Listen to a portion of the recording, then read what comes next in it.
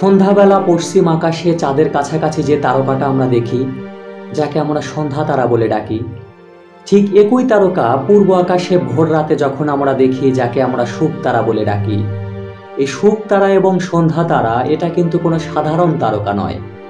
এটা হচ্ছে এই যে আমাদের সৌরজগৎ, এই সৌরজগতে পৃথিবী সহ প্রায় 8টি গ্রহ রয়েছে। এই 8টি গ্রহের মধ্যেই অন্যতম গ্রহ হচ্ছে এই শুক্র গ্রহ।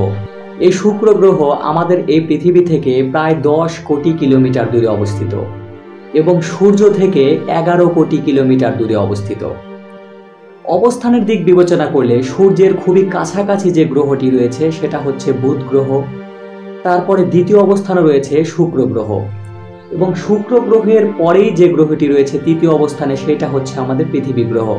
পৃথিবী গ্রহে আমরা মানুষেরা যেভাবে আরাম আয়েসে বসবাস করছি, শুক্র গ্রহে ইচ্ছা করলেই মানুষ বসবাস করতে পারবে না। কারণ শুক্র গ্রহের বায়ুমণ্ডল এতটাই উত্তপ্ত যে দিনের বেলায় তাপমাত্রা পৌঁছায় প্রায় 470 ডিগ্রি সেলসিয়াস। অর্থাৎ শুক্র গ্রহে যে বায়ুমণ্ডলের 96% রয়েছে কার্বন ডাই অক্সাইড, 3.5% রয়েছে নাইট্রোজেন গ্যাস। শুক্র গ্রহের বায়ুমণ্ডল খুবই ঘন হওয়ার কারণে সূর্য থেকে তাপ সহজেই শুক্র গ্রহের পৃষ্ঠে পৌঁছায়।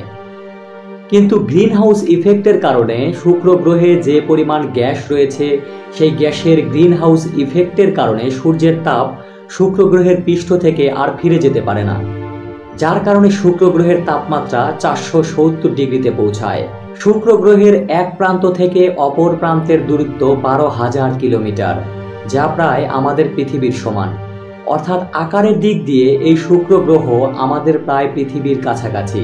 আমাদের এই পৃথিবীতে 24 ঘন্টায় একটি দিন পূর্ণ হয়, অর্থাৎ 24 ঘন্টায় পৃথিবী গ্রহ নিজের অক্ষে একবার ঘুরে আসতে পারে। কিন্তু শুক্র গ্রহ নিজের অক্ষে একবার ঘুরে আসতে প্রায় পৃথিবীর 243 দিন সময় লাগে।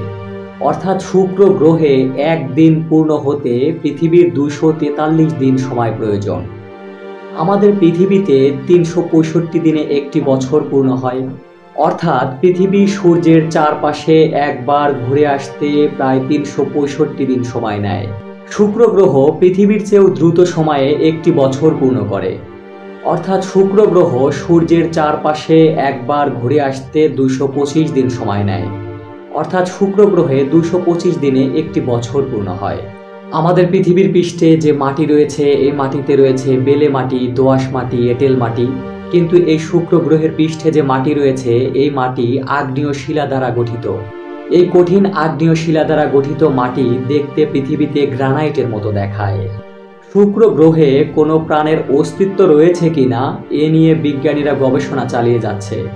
কিন্তু শুক্র গ্রহে যে তাপমাত্রা, এই তাপমাত্রায় কোনো প্রাণের অস্তিত্ব টিকে থাকবে কি করে এ নিয়েও সন্দেহ রয়েছে।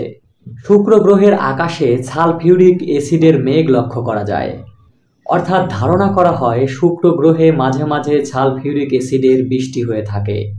প্রিয় বন্ধুরা, আমার পরবর্তী রহস্যঘেরা ভিডিওগুলো দেখতে